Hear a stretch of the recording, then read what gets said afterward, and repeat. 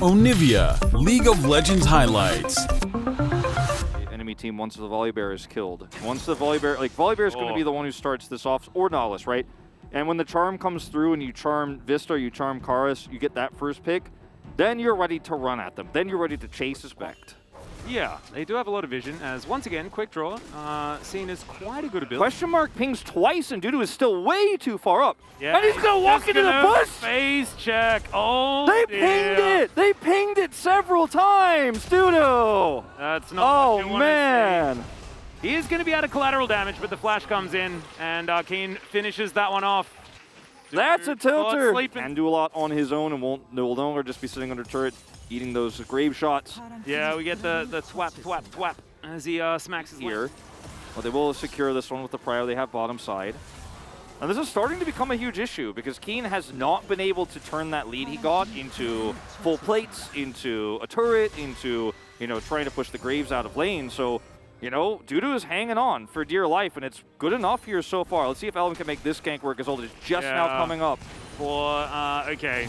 Maybe a little bit of a cast to curse, as unfortunately Dudu's going to die underneath that turret, but the favor is going to be returned on the bottom side. Samdi takes down that outer as well. Yeah, he's going to waste no time on it as well. Yeah, just dropping it right away. Super easy call to make. And Hanwha Esports, they had a small lead before, but now they're really starting to take control over the map. Yeah, slowly but surely, they're getting there. It's available, so he picks up one. If he grabs this inner, if they can delay this, then this is going to be another trade up for Kwangdong Freecs. Dudu is coming back here, but very late. And so there's a lot of time for Jax to just wail on this turret. You can see Fate able to use the Spirit Rush, gets himself out of the way here as Hanwha Esports. There's not a lot left on this turret as, oh dear, Devour has to be used, and Hoyt does have that. Catfish is trying to make his way in, on fleek as well. Standing near this brush as Keen gets on in. He is going to clear out some vision. Hanwha just burst down the dragon though, so that is going to be soul point successfully claimed. Need a curtain call here if you're going to commit, but the Realm Warp just gets him out of dodge. So good, it was the best gonk, man. Just amazing, just throwing those trophies. As Dudu's going to have to flash, but he'll get knocked back, and that is a very dead Graves. Not a lot that you can do. He gets himself a shield, but I think Leap Strike will be back up again, and he doesn't even need it. Uses that to escape instead, so Kwangdong Freecs, they grab another kill onto the Graves. As Fate with the Foxfire speeds himself up back into that brush. Good little charm, but Fate is going to get knocked up. Devour has to be used very early in this fight as Hoyt eats the Grey Health, but he's also going to eat dirt afterwards. And that means that they don't have their Catfish for this. I don't think so. It's such a lose-lose situation here. They haven't checked the flank very well at all. So Keen sitting on this control ward here, completely unbeknownst to that of Hanwha Esports.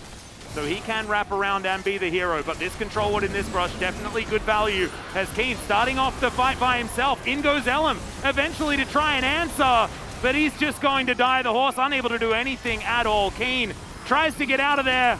He's way too low health to be able to get anything done now in the Realm Warp just to finish off these kills. Hoyt will turn up way too late.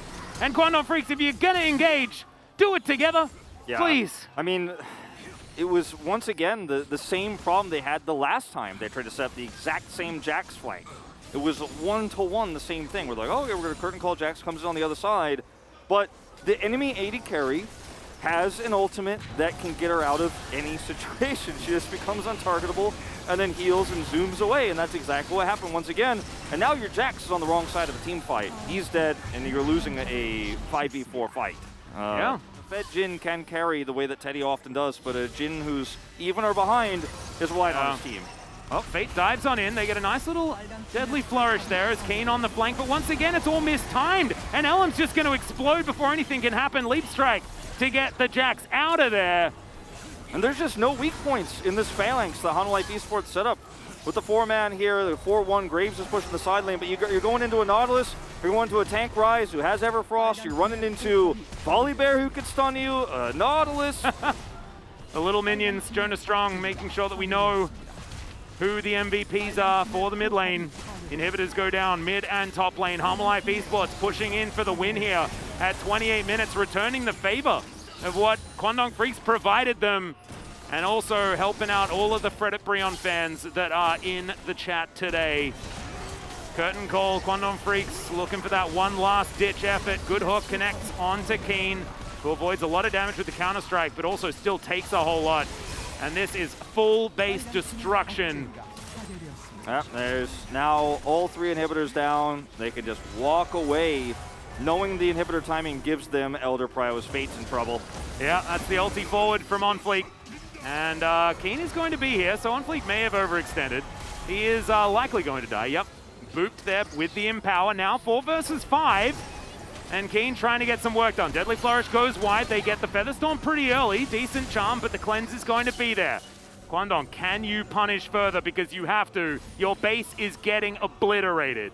Yeah, they have to both juggle this base defense and the kills here, and they have to do it fast. Yeah, well, they're trying to turn it now as in goes the stun. Keen tries to sacrifice himself for the good of the team as now Fate dives on in as well. Dudu gets into the backline though, and Teddy just gets destroyed. There's no way they can fight this one out. Teleports to come through, and this game is over. We are going to game number 3. Hanwha Life Esports will not go quietly into this night. Hanwha Life Esports bringing us to a 3rd game here. Great macro play. Despite Dudu being punched in the top lane several times in the laning phase, they were able to win each and every fight by watching and reading the very predictable